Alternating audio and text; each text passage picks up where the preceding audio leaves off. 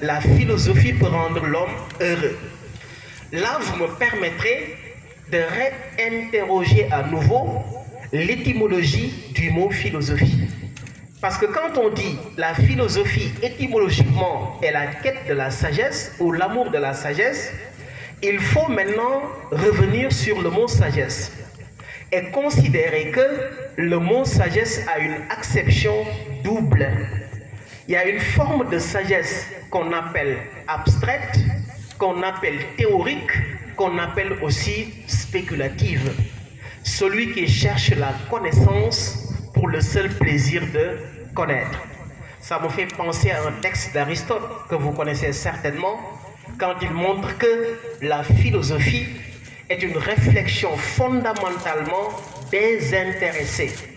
Elle ne cherche que la connaissance. Et cette connaissance, elle est en elle-même sa propre finalité.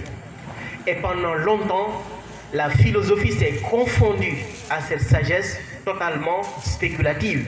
Ce qui amène d'ailleurs Platon à dire que la philosophie est fille de l'otium, c'est-à-dire elle est née du loisir. Parce qu'en réalité, lorsqu'elle naissait chez les Grecs, c'est parce que les gens qui ont fait naître la philosophie, ils étaient presque à l'abri du besoin.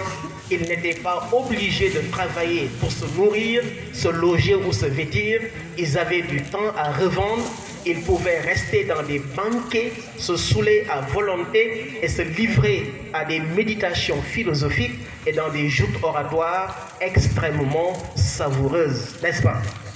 Mais dans l'histoire de la philosophie, nous arriverons à un moment où la philosophie va également se trouver une autre acception du mot sagesse.